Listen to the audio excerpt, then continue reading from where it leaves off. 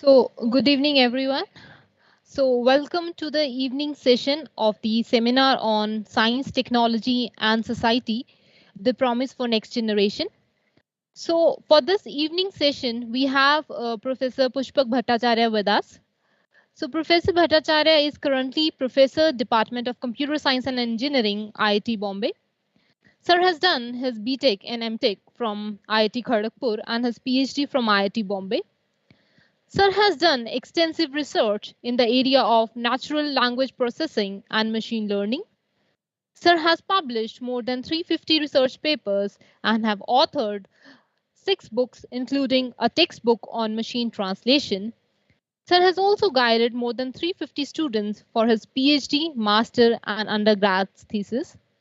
Sir has many excellence awards to his credit, which include the prestigious Manthan Award from the Ministry of IT, H.H. Mathur and P.K. Patwardhan Awards from IIT Bombay, Innovative and Creative Research Work Award with the patent in the field of engineering in India from IIT Roorkee, and a substantial research grants from the government and industry.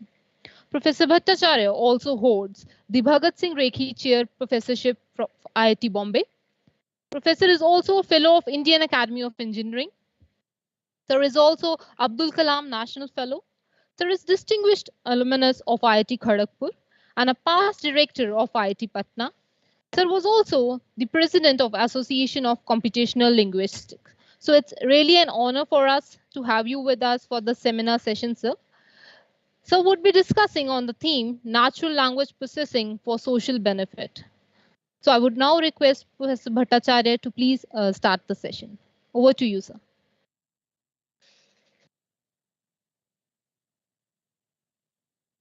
Okay, I hope I'm audible, and thank you very much for your kind words and the introduction. I would first of all like to thank Professor Tapan Gandhi for inviting me to this event and giving me an opportunity to describe our research, which definitely connects with society. We work on natural language processing, and language is an intimate faculty of us, that is the vehicle of communication. So it definitely has a lot of societal relevance. So I will describe our work, and on the way, keep looking at how society could benefit and also does benefit from this kind of research. I'll share my screen.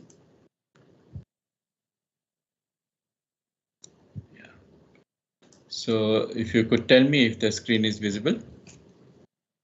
It's visible. It's visible. OK. So we'll describe natural language processing and its relevance to society. And for today's presentation, I have chosen to focus on sentiment, emotion, and mental health.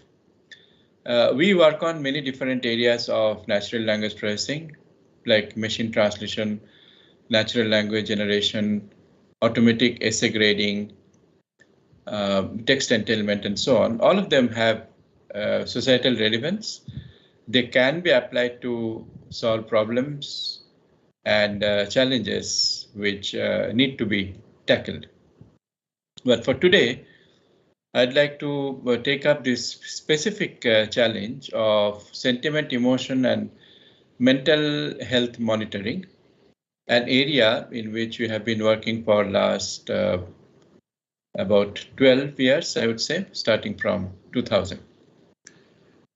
Now, before we go into the details of the presentation, I thought I'll present to you an ode to scientists and engineers. This is an event for next generation of intellectuals, I would say, working in science, technology, humanities, and social sciences. My direct experience has been in the area of science and technology, science and engineering. So there is this small poem which I composed to link science and engineering. Scientists ask why. Engineers ask why not. Scientists wonder at what is. Engineers wonder what could be. World could not do without either. Scientists study, engineers make, and ever the twain shall meet. So our life and society needs all these elements: science, engineering, humanities, social sciences, and that is the way to progress. After this small ode, let me go into the perspective and motivation for today's presentation. About 970 persons in the world have mental or neural disorders. This is a huge number. And 14.3% of the deaths occurring in the world, which is approximately 8 million, about 80 lakhs, is also due to mental health problems. Now, how does mental health problem cause death? Well, the faculty of cognition and decision making and taking action, when they deteriorate, they affect physical action too. So dementia patients, for example, gradually have blurred speech. They have problem with recognition, leading to motor difficulties, and many times they need 24/7 support for day-to-day activities. Now, if mental health problems can be recognized and arrested in the beginning by psychiatrists, psychologists, then this would be a case of a stitch in time saving 9. Now, psychiatrist, psychologist is a very valuable resource and scarce resource too.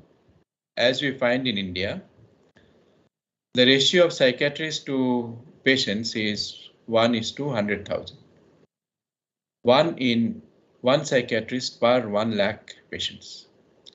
This is a very skewed ratio and a matter of serious concern, definitely. So this is one area which, like many other areas typical of India, which need AI support, because these are really problems of scale. We will not have time today to go into another problem, highly relevant problems of society, which we are working on. We are working with a startup, and now an industry almost, to give NLP and automatic speech recognition support to radiologists who look at an X-ray or MRI or CT scan plate and give their impression about the condition of the patient. Now, report generation takes time, and with NLP and ASR support, we have been able to do some pilot study which indicates reduction in time of report generation by about 50 to 70%. So this then will lead to the productivity improvement and efficiency of radiology, thereby benefiting a huge proportion of population in the country and bringing a lot of social benefit. So this particular situation of mental health monitoring by AI is akin to that situation. Ultimately, it is a problem of scale. Now, AI models, of course, require a lot of machine learning knowledge and technique, and machine learning models need to be trained on huge amount of data. Now, fortunately for us, we have seen open fora where mental health patients exchange notes describing their problems, describing their fears, apprehensions, anxiety. And such exchanges, when permitted to be used, which for us has happened in a small number of cases, provide valuable data for machine learning based sentiment, emotion, and mental health support.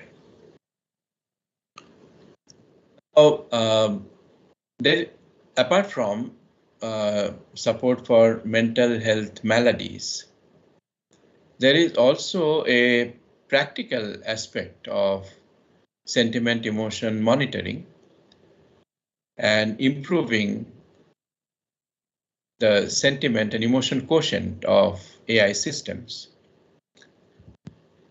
purely from economic benefit and practical reasons.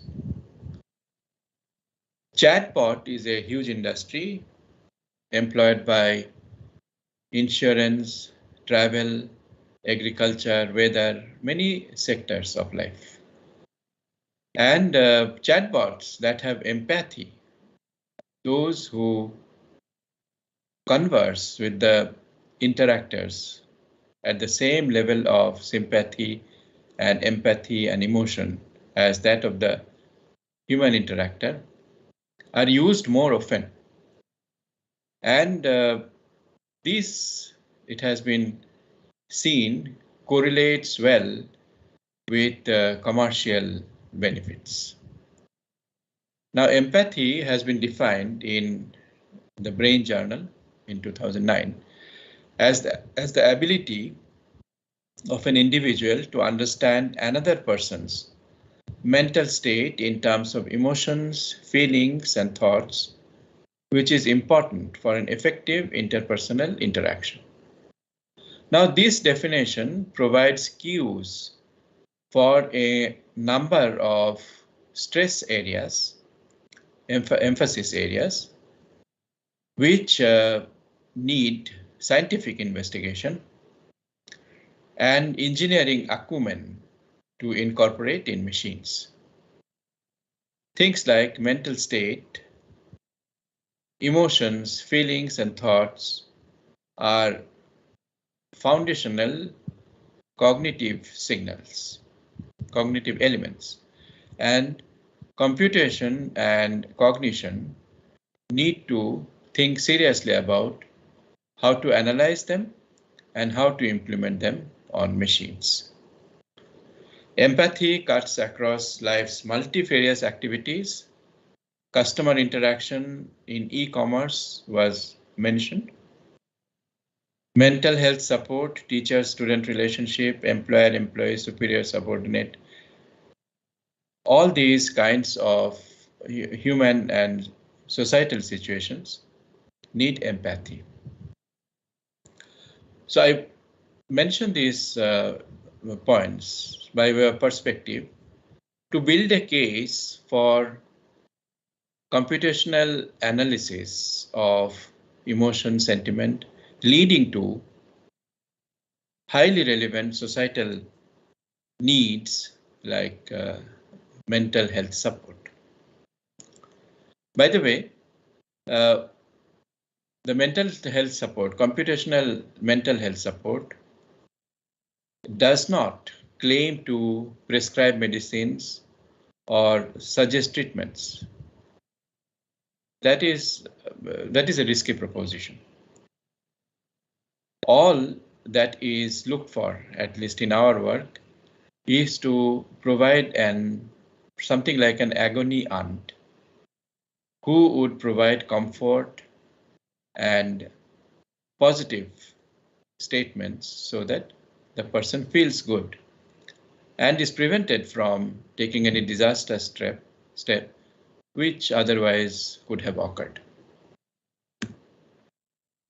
Now, sentiment and emotion analysis, which are the building blocks of this highly relevant societal problem, is a part of what is called natural language processing. The title of the talk is also Natural Language Processing and Society. And I would like to spend a few minutes on describing what we do in this area. Natural language processing is the art, science, and technique of making computers understand and generate language, which means we need to look at the science of language, which is called linguistics. Linguistics is at least 2000 years old, dates back to seminal work by one of the celebrated grammarians of all time, Panini, in our country, and later years, Chomsky, and many of his disciples who have created a scientific foundation for studying language. The word technique is also important. All these insights into how language operates are converted into algorithms and turned into computer programs, which take as input language data, also called text, and then produce outputs which are used for some utility purposes. There is an art aspect to natural language processing. The style of writing, for example, is very important.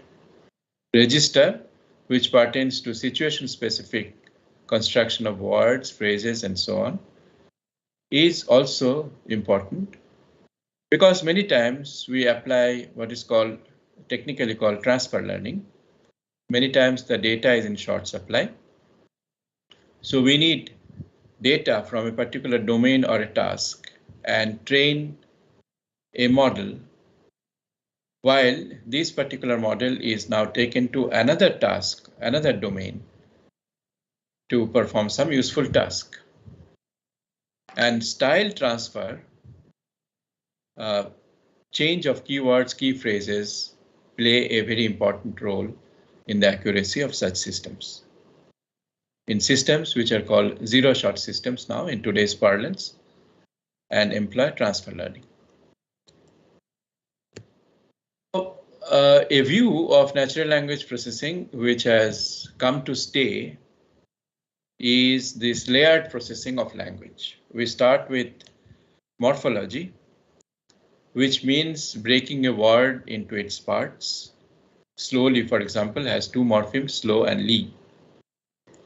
And passing through part of speech tagging, which identifies the words as nouns, adjectives, adverbs, and so on. Within noun again, proper noun, common noun. Within proper noun again, is it a place or the name of a person or an organization? All these are very important tasks of natural language processing. Chunking groups the words, the little boy.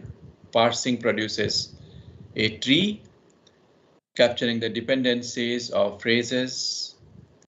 Semantics is mainly concerned with word senses and their semantic roles.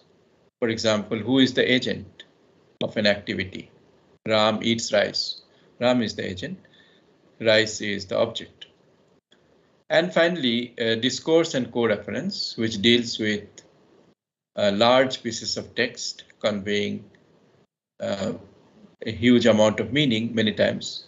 If the text, let's say, spreads over many, many pages and thousands of words. There is also what is called the Nlp Trinity. We have the language axis, the problem axis, and the algorithm axis. We need an algorithm and a piece of code pertaining to the solution of a problem for a particular language. For example, if you are building a question answering system, let's say for French, in French, then we need the properties of French language. An interesting property of French is that the adjective goes after the noun. So those properties are important and we have to build them into the solution of the problem of question answering. The algorithms are these days invariably machine learning based, and that too deep learning based. but there are rule-based systems and statistical machine learning systems like hidden Markov model. So these are our nuts and bolts by which we take up language technology problems, and these eventually give rise to socially relevant tasks and their solutions. So at this point, let me ask if my slides are still visible and I am audible.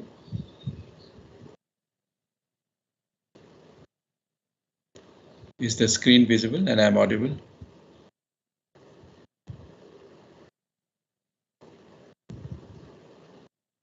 Hello? Hello?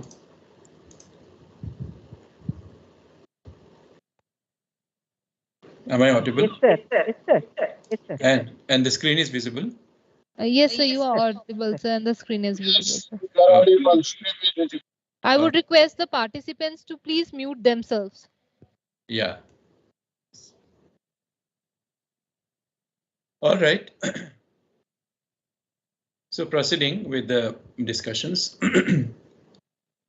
So in NLP, there are at least three important dimensions. There is this language, of course, then the content that is communicated by language, and there is a very important angle, which is the emotion angle.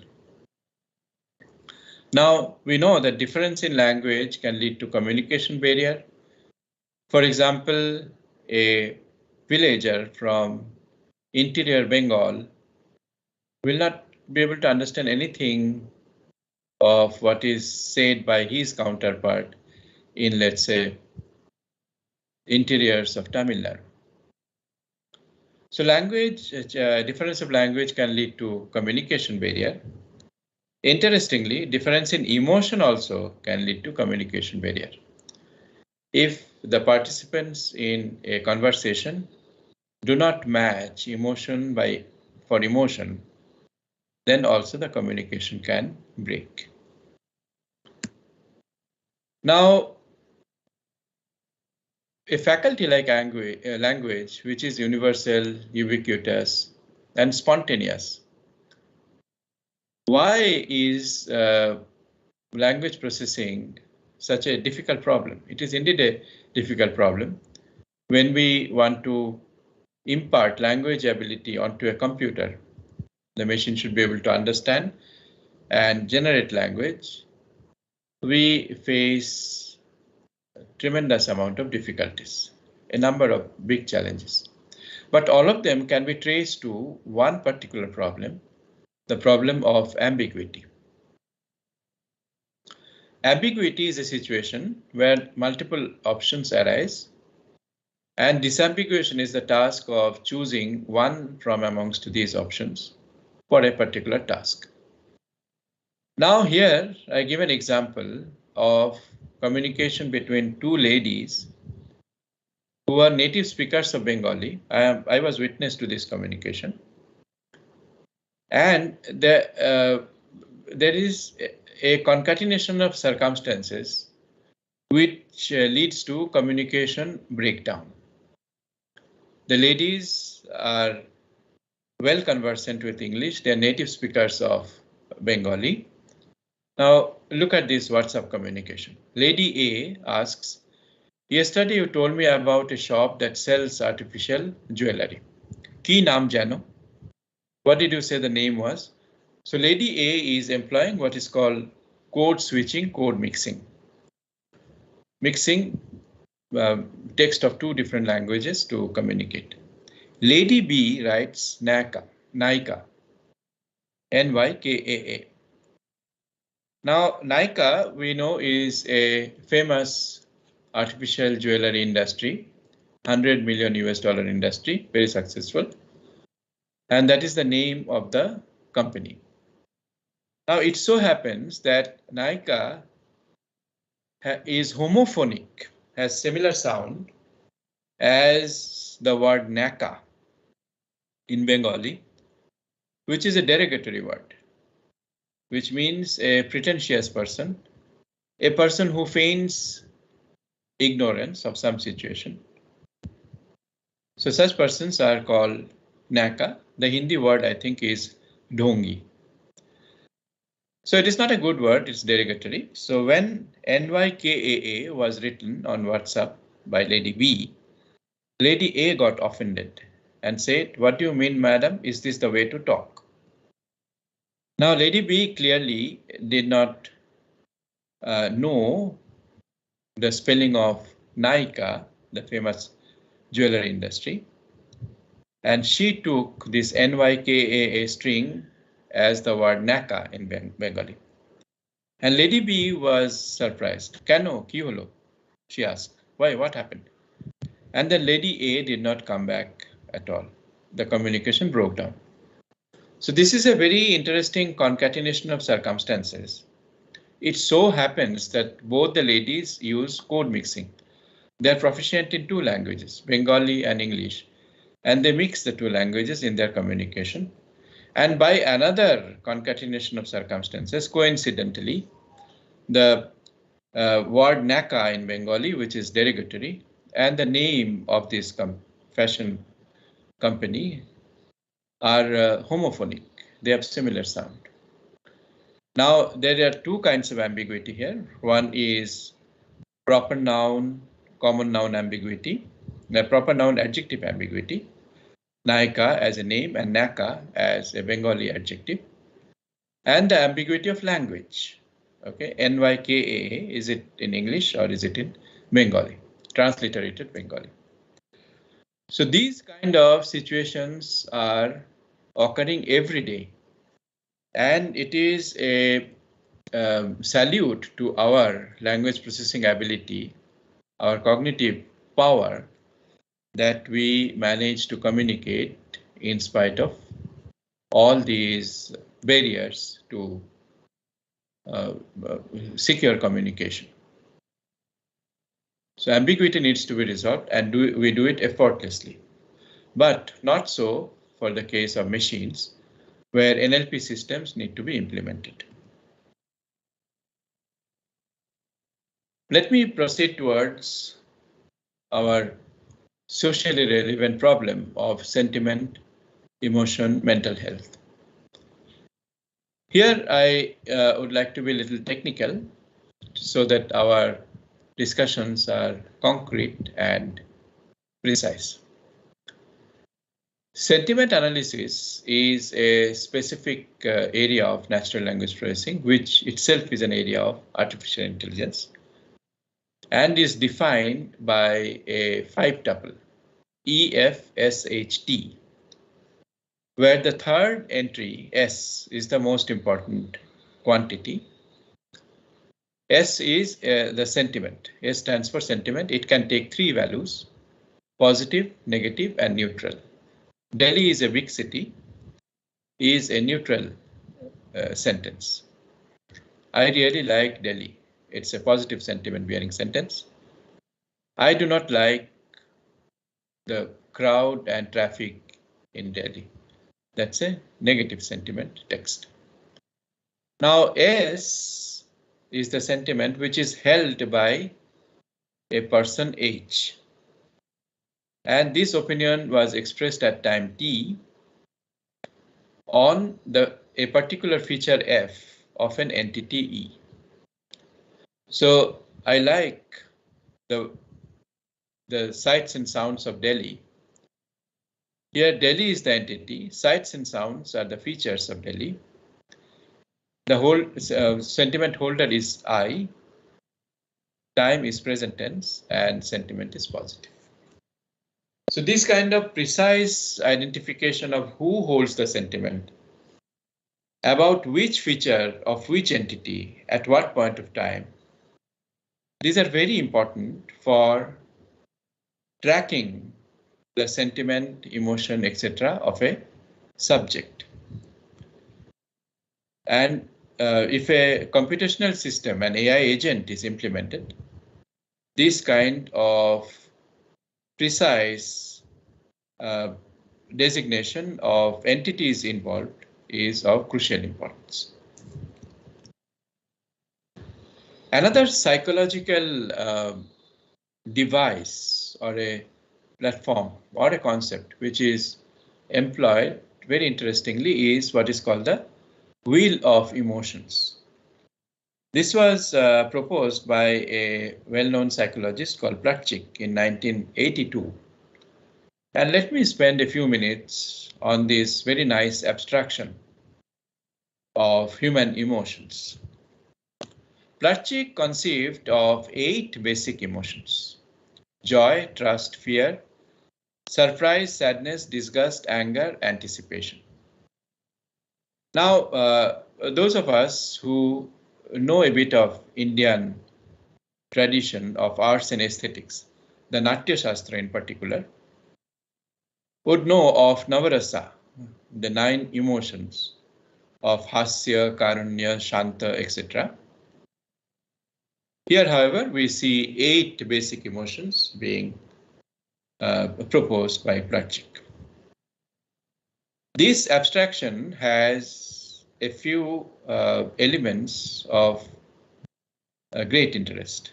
First point is that as we move towards the center of the circle, the intensity of the emotion increases. Joy, for example, becomes ecstasy when we move towards the center. Away from center, it is serenity. So the intensity has decreased. Not only that, between 2 petals, you have what is called the combination emotion. For example, joy plus trust is equivalent to love. This is the proposal of Plutchik. So trust plus fear is submission. Fear plus surprise is awe. Surprise plus sadness is disappointment, and so on. Now, computationally, we have seen in our research, this kind of abstraction is useful from the point of view of data. I'd like to observe that this kind of research is very is challenged by the absence of high quality and high quantity data. Sentiment and emotion data are difficult to get. Annotation is not in plentiful supply, and many times the annotation quality is also suspect, because sentiment is a very subjective area. So this abstraction gives the possibility of generating combination emotion data from such observations. If we have joy data, joy annotated data, trust annotated data, then we can synthesize love annotated data, which means the annotation effort would reduce. Similarly, ecstasy possibly doesn't need special care. If we say joy plus high intensity, then it would mean ecstasy, again giving rise to the possibility of annotation effort being small or saving on annotation effort. So these kind of frameworks and instruments, intellectual instruments, are useful for us. Now, as we've seen in many other fields of AI, including NLP, multimodality is gaining a lot of importance. We have done quite a lot of work in an area called sarcasm detection. Sarcasm is an immensely challenging problem, as you can see from these examples. So if you look at this picture, ooh, wow, well done. This text is a positive sentiment bearing text. Well done is a phrase of appreciation. But look at the body language of the lady. Look at the eye, the position of figures, the facial expression. All these exude negative emotion. So the simultaneous presence of positivity and negativity is a strong signal for sarcasm. This is also borne out by this interaction of a passenger with a chatbot. Passenger says, "Thank you for sending me to Delhi and my luggage to Mumbai. Brilliant service." Brilliant service is a positive sentiment bearing expression. Whereas somebody going to Delhi and his or her luggage landing up in Mumbai is not a desirable situation. So that would be a negative situation. So simultaneous presence of positivity and negativity here also is an indicative signal for sarcasm. However, computational systems which can detect sarcasm are very difficult to construct, as I will show moving forward. So if a chatbot now in response to the passenger says, "Thanks for the appreciation," then the passenger will not be amused. Okay, the passenger did not mean to appreciate the service. We have done quite a lot of, I would say pioneering work in computational sarcasm detection. Another recent investigation by us has been introducing empathy for chatbot communication. Here is an example. The human interactor tells the chatbot, "Somebody please help me. I am having the worst luck with your customer service."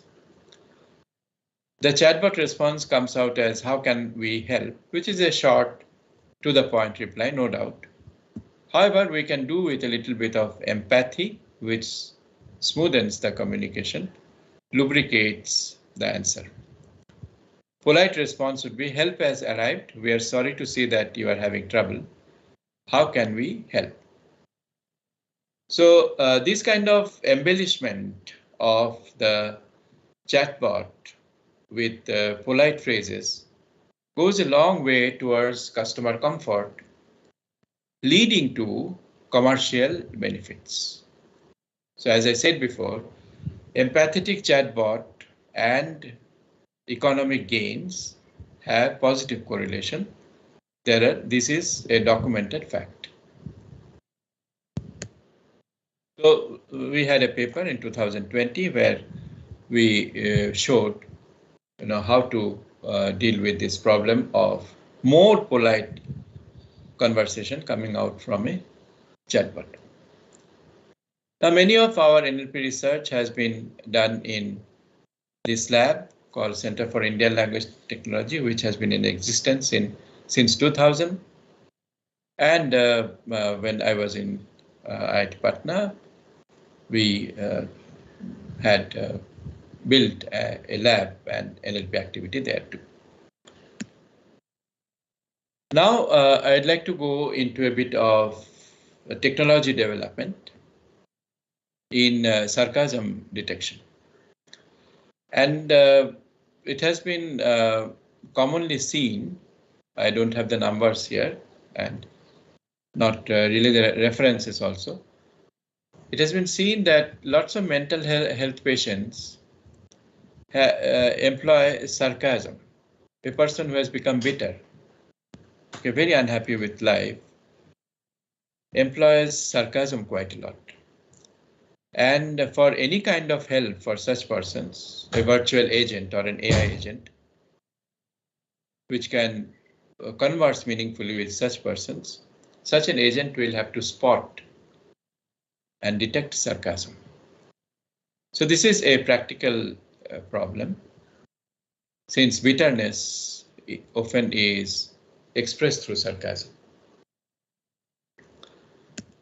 So sarcasm detection is a subproblem of sentiment analysis.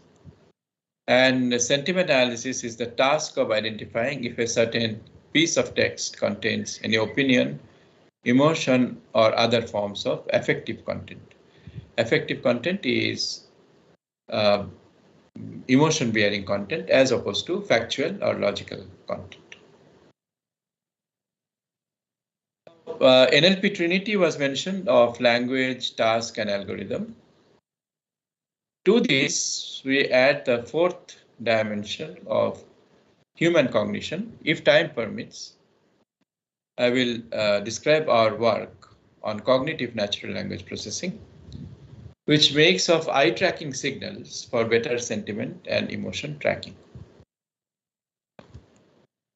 Now, the word sarcasm comes from the Greek word sarkasmos, which means to tear flesh with teeth. And the Sanskrit equivalent of sarcasm is vakrokti, a twisted utterance. So both these definitions contribute to the understanding of sarcasm. The Sanskrit definition points to the fact that it is a twisted utterance. What is there on the surface is not the reality. Sarcasm looks like a positive sentiment statement, but actually it is not. The Greek definition actually points to the fact that sarcasm is meant to hurt. Sarcasm is always a hurtful statement. Therefore, though sarcasm is a kind of irony where there are opposite concepts coexisting, a classic example of irony is the fireman's house got burnt. It is ironical that a fireman himself could not save his house from fire.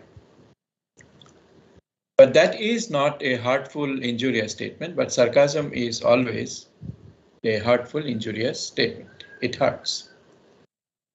Now, I mentioned that one of the strongest signals of sarcasm is simultaneous presence of positivity and negativity. This gives rise to an interesting problem which we encountered in our computational study of sarcasm. Positivity and negativity also appears in a situation which is opposite to sarcasm. We have named it humble bragging. If somebody says, "Oh, my life is miserable, I have to sign 500 autographs all the day," is the person saying his or her life is really miserable, or is it a kind of bragging? At least in the early stages of a famous, famous life, I may say.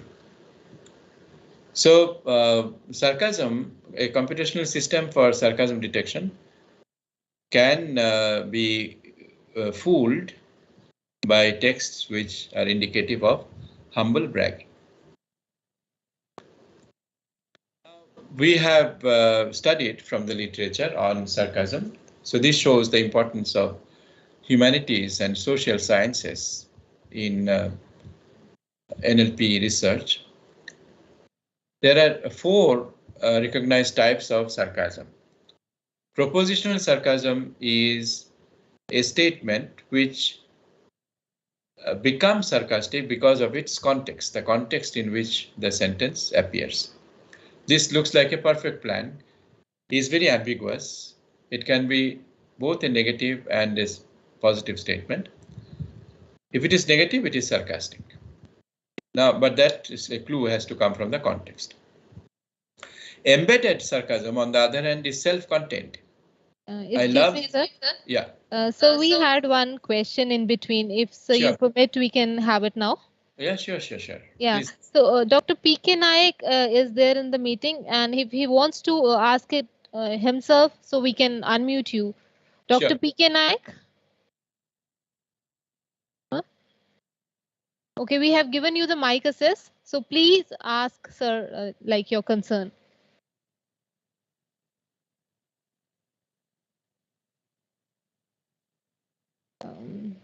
So maybe he got disconnected in between. So his question was, I'm just reading it on his behalf. And he's back. Yeah.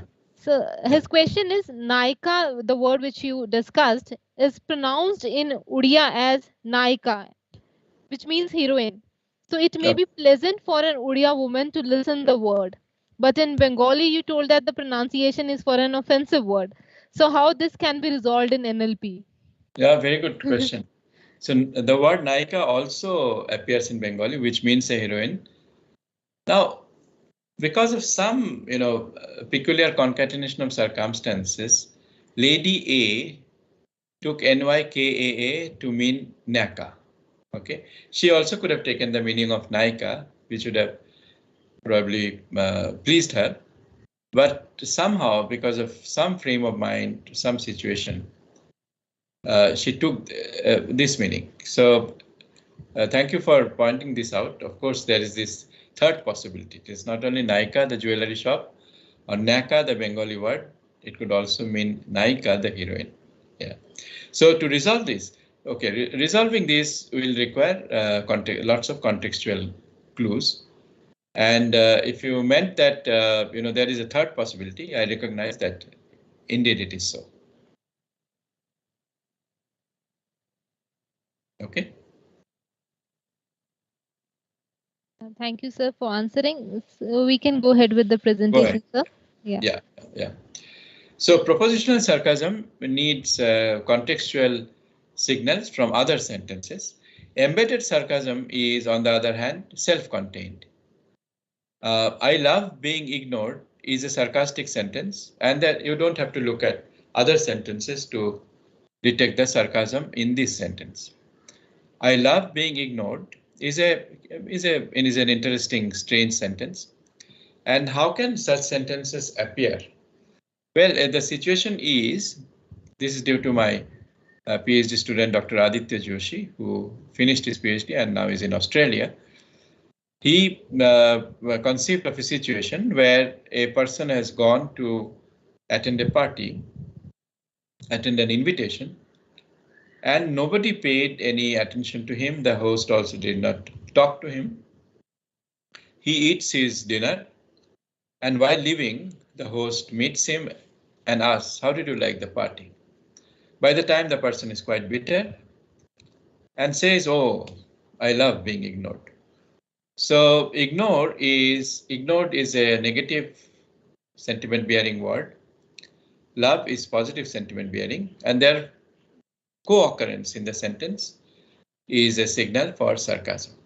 And we actually make use of this kind of inconsistency, which is technically called incongruity, and algorithmize such situations to give a technique for sarcasm detection. Like prefixed sarcasm is more explicit. Like you care, phrases like this appear in the sentence, and that makes the sentence sarcastic. Illocutionary sarcasm is a kind of sarcasm where body language, image, picture, they are involved. So this is a case for multi-modal sarcasm detection. So a person shrugs his or her shoulder and says very helpful indeed. Now shrugging of shoulder is a indication of negative emotion. Very helpful indeed is positive emotion. So this kind of incongruity is the reason why multimodality is becoming more and more important for sarcasm detection. I gave this example of who, wow, well done, and the negative body language already. Now, is sarcasm really important? If this phenomenon is very rare, can we neglect this?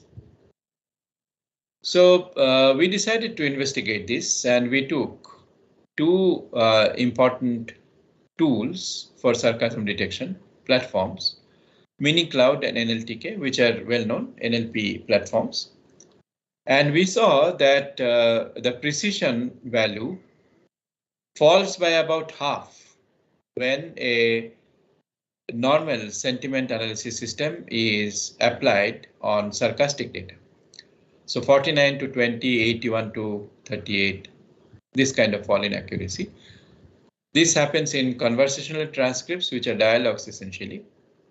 In tweets also, which is more noisy in terms of spelling, grammar, and so on. The accuracy falls from 50 to 17, 69 to 35. So this fall in accuracy is quite significant and needs to be tackled. And we have also seen sarcasm is about 11 to 15% of sentiment data. Now, though sarcasm is a difficult phenomenon, there are many clues for sarcasm. These are extra linguistic clues and can provide important features for machine learning. So laughter expression is quite frequent along with sarcasm. Haha, you are very smart. You have an emoticon there, cross and D, which is an indicator of sarcasm, haha, and the emoticon. Your intelligence astounds me, LOL. Why would somebody use the expression LOL after your intelligence astounds me? If it was an appreciation, why would there be laugh out loud? Then heavy punctuation often happens with sarcasm. Protein shake for dinner. Dinner we need rice, roti, and so on, but protein shake, well, great. So with 3 exclamations and after dinner 2 exclamations, this is an indication of signal for sarcasm possibly. Then use of emoticons, interjections, heavy capitalization.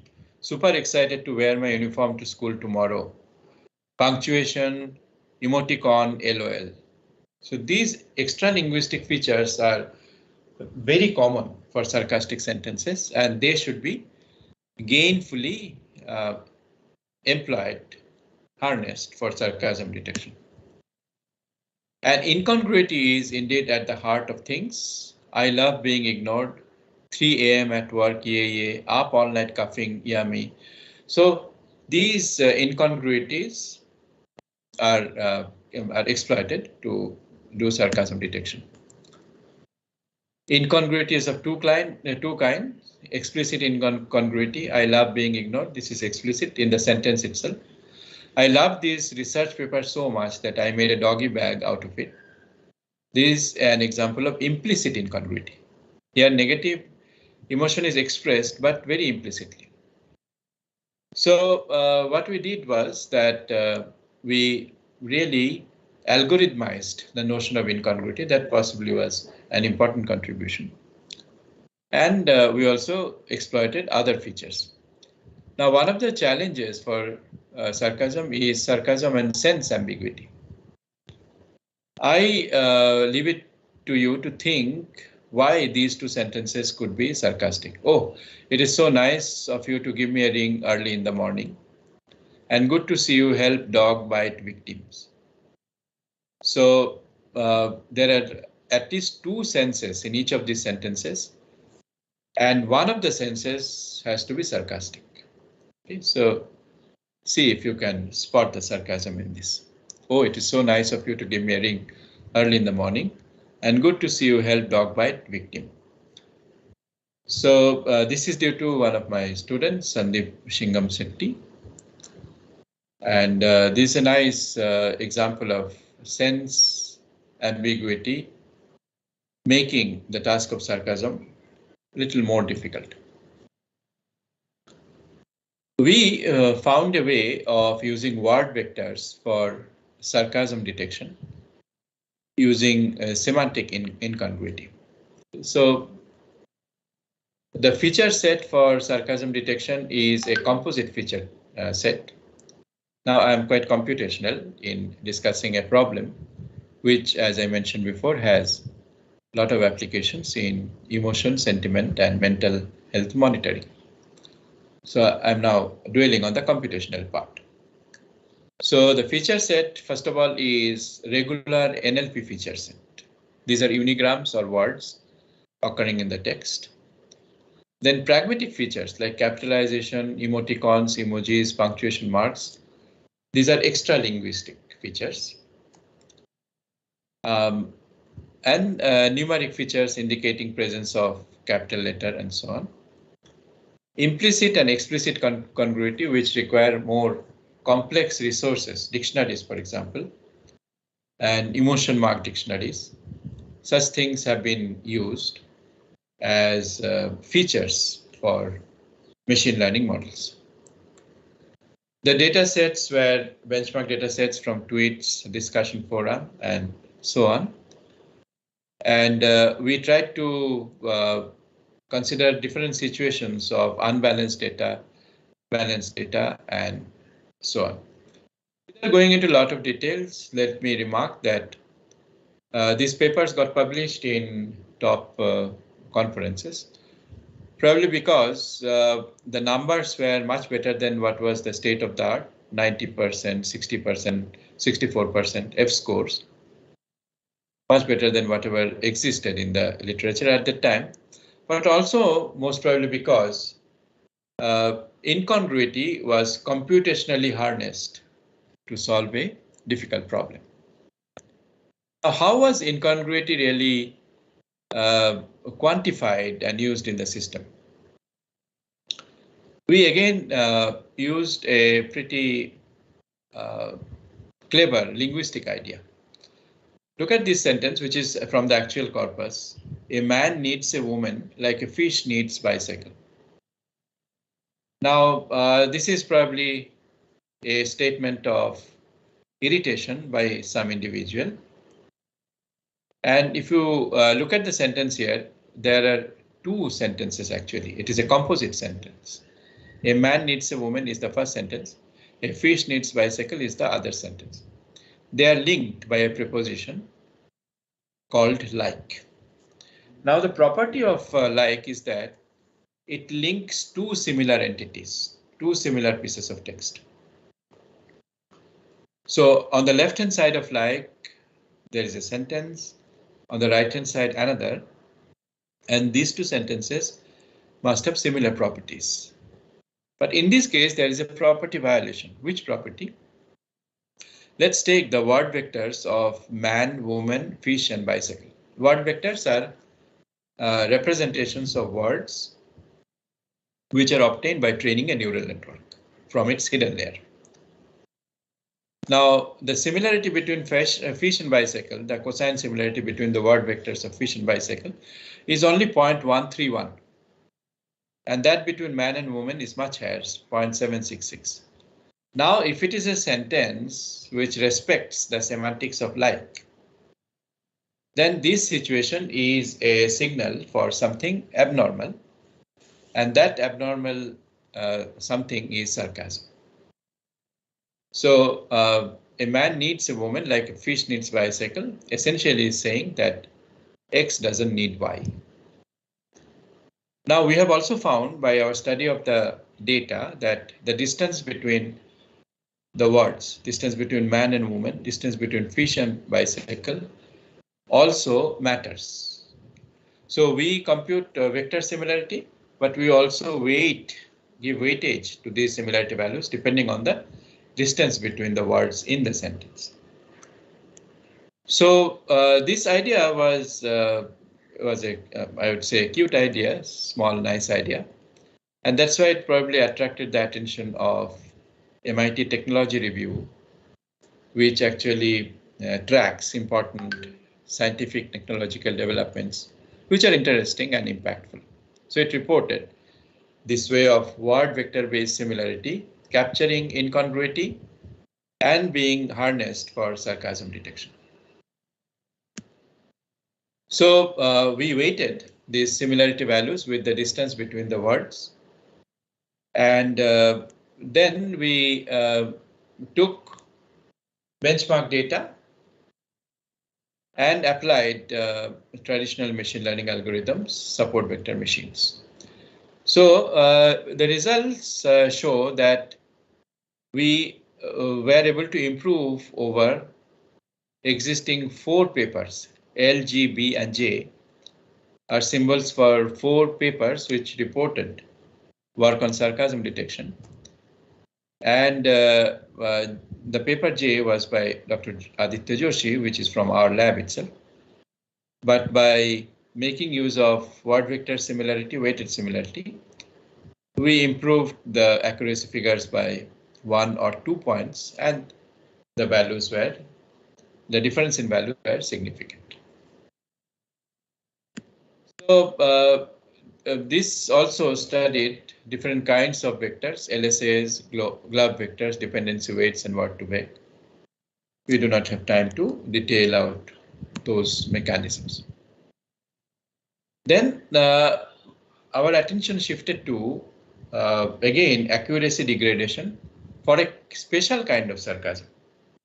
This is numerical sarcasm. And this illustrates the need for a thorough understanding of the problem and devising methodologies for tackling such problems. Numerical sarcasm is a kind of sarcasm which originates in numbers. I give this example here. This phone has an awesome battery backup of 38 hours. This is a non-sarcastic statement. It is positive sentiment bearing and is non-sarcastic, obviously. This phone has a terrible battery backup of 2 hours. Again, non-sarcastic, negative emotion bearing. Now, if I say this sentence has an awesome battery backup of 2 hours, this becomes a sarcastic statement. And this naturally leads us to ask why in communication, we employ the device of sarcasm. Why do people use sarcasm after all? The answer lies in the fact that sarcastic sentences are more dramatic, more impactful. These are forceful articulations. But a very intriguing possibility is this.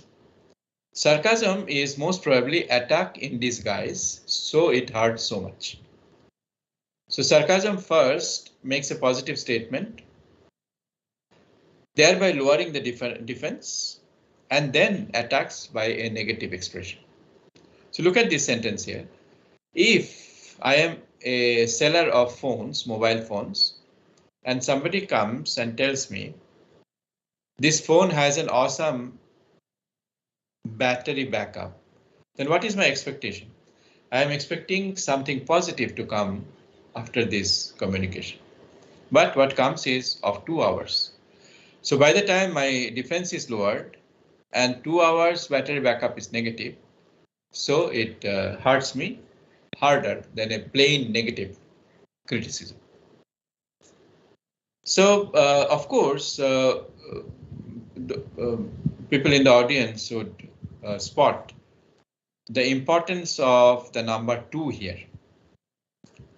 If it was, let's say, 15 hours, it will not be sarcastic anymore. If the device was not phone, something else, then also sarcasm would not arise. So it is specific to the context, the entities involved. But the numerical quantity plays a very important role. So we tried to solve this problem again by extracting data from sentiment analysis platforms and had different kinds of balancing and unbalancing in terms of data situation. So for example, if you see this here, 1843 numerically sarcastic data and 8317 non-sarcastic data. This is an unbalanced data situation. Anyway, without going into a lot of details, let me first mention how we tried to solve this by a rule-based system.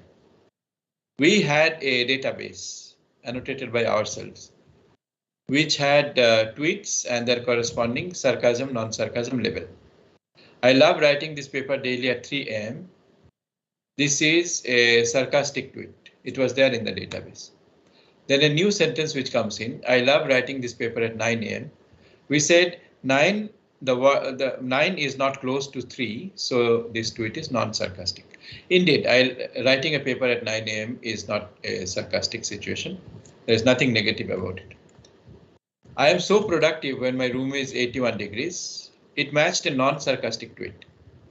I am very much productive in my room as it has 21 degrees. Again, the difference between 81 and 21 is high, hence the test tweet is sarcastic.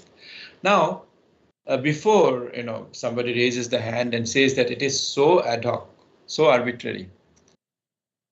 81 and 21 were not very close, but 9 and 3 are also not very close. How come?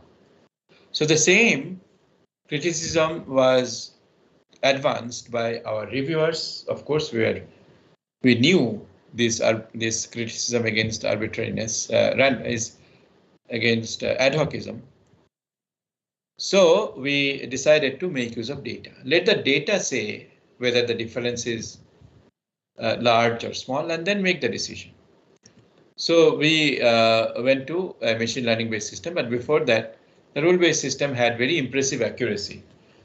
Most probably because the data also was very restricted and very constrained with respect to its diversity.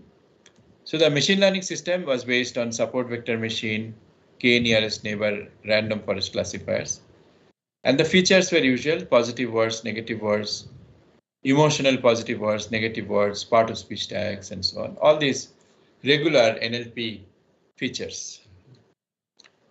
Then also extra linguistic features like number of exclamations, question marks, and so on. Then we had an accuracy figure of about 83%, 1 point more than the rule-based system. But here also the human intervention is not completely gone because the feature engineering is done by human beings. So why not an end-to-end system which is deep learning based? Indeed, we employed a deep learning system based on convolutional neural network. And as is usual in application of CNN in NLP, CNN needs a matrix on which a kernel or a filter can operate. So a natural matrix for NLP for CNN is words and their vectors. So words on the row, vectors on the columns, components of the vectors on the columns. And on these, we applied filters of size 3, 4, and 5 corresponding to trigram, quadrigram, and pentagram. The students of NLP would know the importance of such features. These are essentially n-gram features. And then finally, there is a fully connected softmax layer, which produces the decision of whether there is numeric sarcasm in the text or not. And that gave rise to very high improvement in accuracy, very large improvement in accuracy. It was about 93%. Now here, what I essentially wanted to communicate was that these are the nuts and bolts works, okay, of emotion and sentiment monitoring, tracking, and they require this kind of investment in the science and technology of the problem. Let me come to a paper which got recently accepted, which is directly on monitoring of mental health, done with Dr. Saha and the students, Saha and Reddy, PhD and master students of IIT-Patna. Now we have already seen that there is a very concrete case of global burden of mental illness which needs AI help for scalability, because there is shortage of mental health professionals. We need virtual agents. And the challenge, of course, is lack of high quality conversational data. Now, in our investigation, when we started this investigation, we found that there were predecessors before us who had traveled this path before. So multimodal depression detection, a piece of work in 2019, study to understand the mental health of anonymous users of Reddit. Multimodal depression detections, by the way, depression and suicidal tendencies detection is a very live problem these days. We ourselves have work in that direction. SMS-based counseling conversations, our current work, this work that I'm presenting is has the highest similarity with this piece of work. Then a piece of work explored how hope and expectations can affect treatment outcomes. This also has been an inspiration paper for us. So I must say that the mental health monitoring paper that we wrote is serving like an agony aunt. We do not claim to prescribe any treatment or medicine that, as I said, would be dangerous. This system simply comforts a mental health patient and thereby hopes that the patient will be prevented from taking any disastrous step. Deep learning and BART-based deep learning based papers came in 2020 for the same problem. Now, the specific contribution of our work is that we have contributed data of two categories, motivate and counsel VA, we call them. And we have given a technique based on transformer, in particular GPT-2, which are most recent introductions to deep learning framework. A few words about the data, which plays such an important role in machine learning models. The motivate data has 5,000 dyadic conversations. That means two-party conversation of about 20,000 utterances. Council also has about 4,000 dyadic conversations, but it precisely categorizes 3 mental disorders as prescribed by psychologists.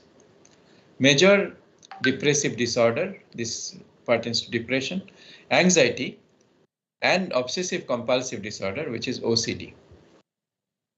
So we made detailed study of these kind of mental disorders, and we had data instances. Data is, by the way, full of noise, a lot of grammatical spelling mistakes.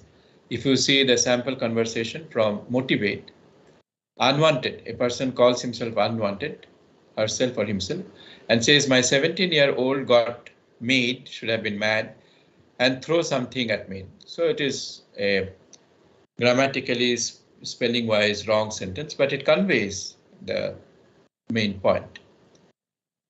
And then there is a conversation with an agent. Similarly, in the counsel VA data, is excessive guilt associated with OCD? This is something the patient is saying. And the agent says, reassuringly, yes, people with OCD often feel excessive guilt. So nothing to worry that you are also feeling guilt. It is very common in people with OCD, and you will get cured. Okay, so this kind of comforting, positive statement is helpful for mental health patients. Coming to technique, usual deep learning network, feed-forward multi-layer network, where the final layer gives the probability of a particular category. The winner probability is the decision in favor of that particular category. And cross-attention, self-attention are employed. The two inputs are the two-party conversations converted to vector form. And Q, K, and V are the usual query, key, and V matrices, which are the mechanisms by which attention is implemented. So attention is a technical term which is used in transformers, recurrent network very frequently. The response generation was the other part of the problem. First, we categorized the mental health disorder and then to response generation. And for these problems, we did the normal method of accuracy reporting, confusion matrix. For example, you can see that the depression disorder has a high overlap with anxiety in the confusion matrix. Indeed, depressed patients often have very high level of anxiety, as is psychologically also observed. Anxiety has high overlap with MDD, again depression, and little less with OCD, obsessive compulsive disorder. OCD has almost equal amount of confusion with MDD and anxiety.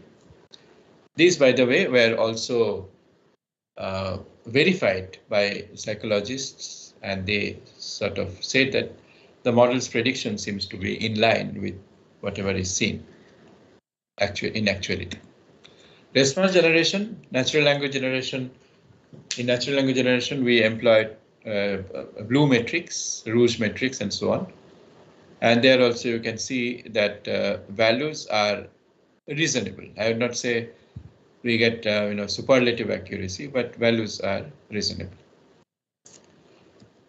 Let me end my presentation with a very quick view of our cognitive NLP task, because all this sentiment emotion monitoring, we are also using eye tracking machine to augment the set of features.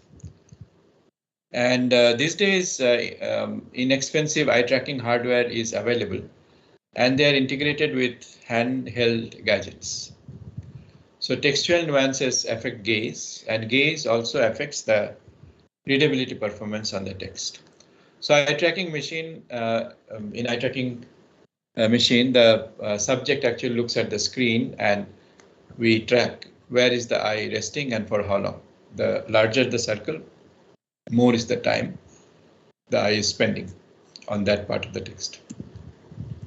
Eye tracking machines also come in various shapes and sizes. The one in our lab is the first one here, where the screen is fitted with the capability of tracking the eye. Eye tracking on mobile phone is very common now. And the basic parameters in eye tracking are gaze point, position of the eye, fixation, how long is the eye spending, saccade, the back and forth movement of the eye, scan path graph described by this back and forth movement. And regression is an important point because the eye goes backward to better understand, so that the mind better understands a piece of text. And we have seen there is very rapid progression and regression when a person reads sarcastic sentences. It's not easy to read. And then we have this readability eye-mind hypothesis, which is a milestone in cognitive study of readability. And eye tracking usage has been in diverse areas: academics, medical research, psychology, human factors, market research. Market research extensively uses eye tracking. And interface design definitely has to make use of a lot of eye tracking. So eye tracking has been used in lots of NLP and machine learning problems. We have been contributing also eye tracking data quite a lot. This is our website for cognitive NLP. And we have seen that eye tracking reveals or betrays the presence of sarcasm in the text. I will always cherish the original misconception I had of you. Cherish is positive sentiment bearing, and then when we come to misconception, we get a surprise. We get a sudden shock, let's say. What did I see? And then the eye goes back and sits on cherish to see that this is a sarcastic sentence. On the other hand, if a sentence doesn't have sarcasm, the movement of the eye is linear over time. It may have a sharp turn back sometimes because of some problem with the spelling, for example. We have seen that regression happens when there is a spelling mistake because the mind is not able to understand that word because of spelling mistake and then tries to go back to see what the context was. So again, some benchmark data sets, I'll go quickly over this. And support vector machine, SPM, rule-based systems have been used. But let me quickly come to the features from eye tracking which we make use of. We make use of average first fixation duration, fixation count, saccade length, saccade count, the number of words skipped. All these are features supplied to the machine learning model. And I'll always cherish the original misconception I had of you. This is a sarcastic sentence.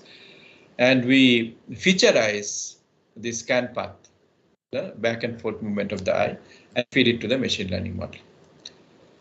So, so what we have seen through our experimentation is this, that when we use gaze data, cognitive signals, and when we don't use it, there is a significant accuracy difference between the two situations. And when you do ablation study, the fixation and the duration of fixation plays a very important role in this decision making. So I find television very educating. Every time somebody turns on the set, I go to the other room and read a book. This is a sarcastic sentence. I find television very educating. Every time somebody turns on the set, I go into the other room and read a book. Here, we have seen that the system which makes use of gaze data gives the correct classification which matches with the gold standard data. So both qualitatively and quantitatively, we have seen that capturing of eye tracking information is helpful. And the technique was a convolutional neural network again, with two channels, one for text, the other for gaze. And the final layer, of course, is a softmax feed-forward layer. And learning of cognitive features from gaze data for sentiment and sarcasm classification. This was a piece of work which studied the graph theoretic properties of scan path and tried to make claims about the sentiment and emotion of the text. All right, so I'd like to now summarize my presentation. So first we talked about the motivation for virtual agent for mental health. Before that, of course, we had this small poem about the importance of science and technology, about their different methods, but their synergy also. Then we discussed the basics of NLP, sentiment and emotion, the fact that ambiguity is the main challenge. Sarcasm is a very difficult problem of sentiment analysis, and this needs to be studied because mental health problems often manifest as very sarcastic behavior. Then the techniques for sarcasm detection, we have to make use of the incongruity signals. Then an agoniant, which is a virtual agent for mental health monitoring. We created such a system, but we became aware of the tremendous challenges in the form of absence of data, all kinds of NLP challenges like sarcasm, irony, metaphor, hyperbole, hate speech, profanity, faking, and so on. But a much more important concern was physician, heal thyself.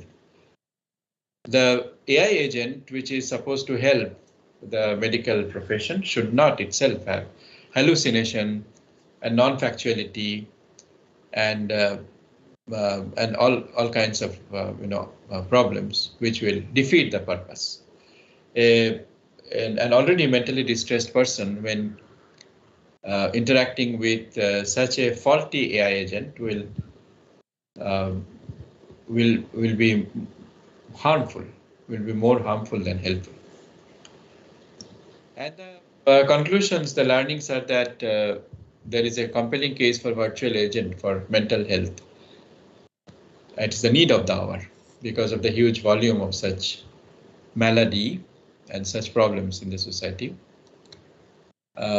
Maybe malady is not the right word, such a critical problem in society. Model building should go hand in hand with data creation, curation, and dissemination. So this is data intensive, and the data should be of high quality and in large amount. We need to be grounded on good theory, good techniques, and the time is not yet ripe for making prescriptions. AI agents making medical prescriptions, that is yet some time away, and also should not be hastened because of the risk involved. Very close interaction with MH professionals, mental health professionals, is really needed. And all branches of AI which are relevant to society understand this as time passes, as more and more work gets done. Interaction with domain expert is absolutely critical. Computer scientists alone cannot build such systems. And we need a fine classification of disorders, which needs understanding of the mental health problems. And the AI agent would be an assistant, not really a competitor. I'd like to thank you for your attention. Whatever I said is linked from my homepage through in the form of publications, and resources are available from our lab homepage. Thank you. Thank you so much, sir. So indeed, it was a very informative session. So we can have a couple of quick questions. Sure.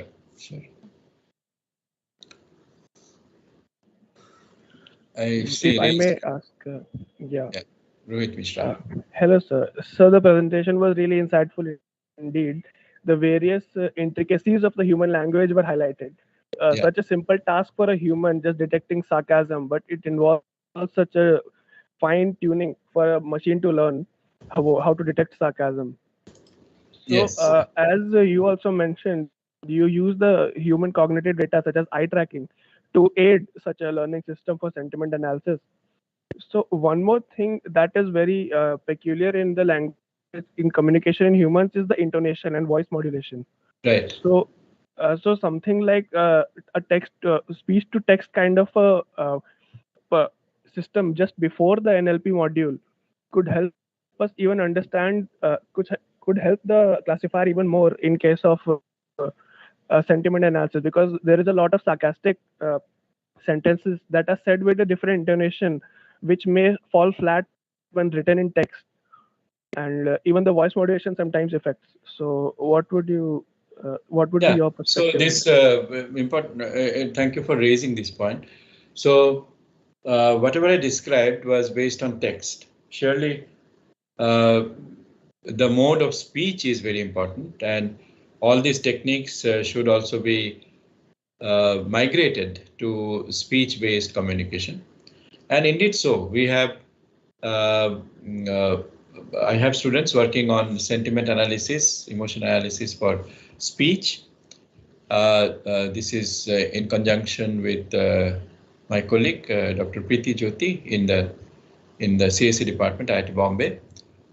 And we have also done multi-modal emotion and sentiment recognition in the context of dialogue.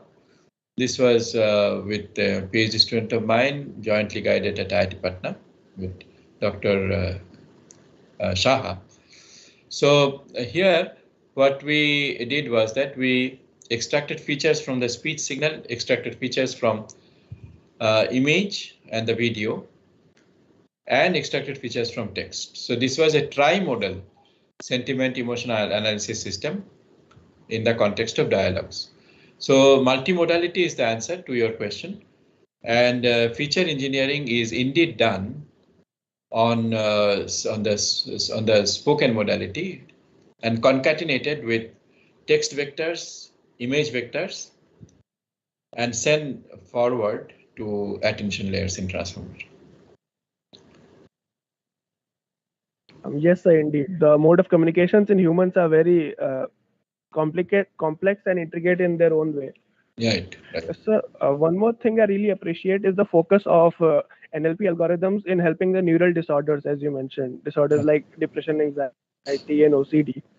So one more thing that could be checked is that there is a very highly complex language processing machinery in the brain itself.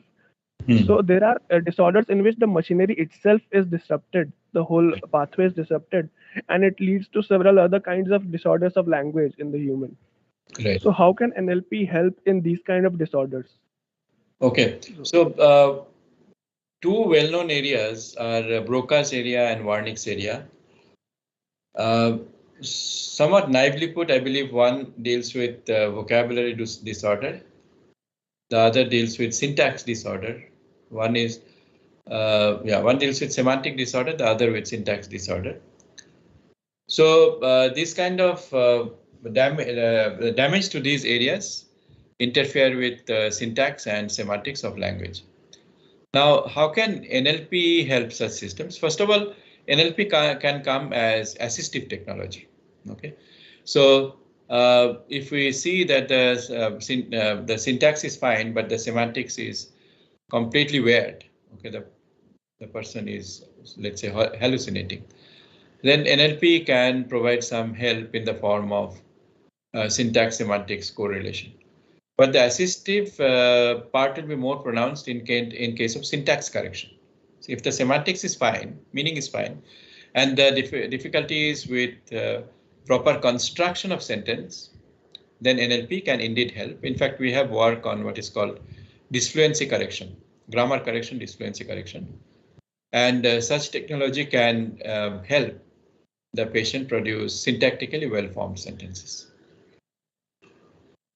Yes, so the syntax correction would be helpful in patients of Broca's aphasia, especially. Yeah. They form incomplete sentences, but their comprehension is fine. So, right. Yes. I'll definitely check out your work on this. Sure. Thank you. I'm interested in this. Thank you, sir. Really insightful presentation.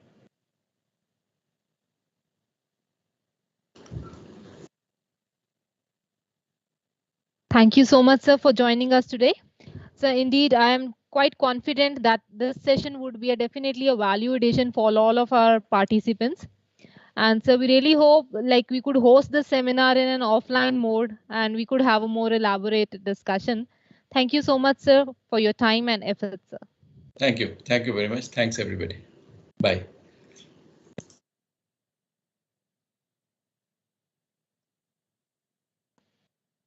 So for the participants, we would be having our next sessions tomorrow. We would be discussing about the accessibility in the digital age by Professor Anupam Basu in the evening. And in the morning, we'll have a session by Professor Tapan Gandhi. And any changes in the schedule would be informed well in advance. Thank you for joining us today. Thank you, everyone.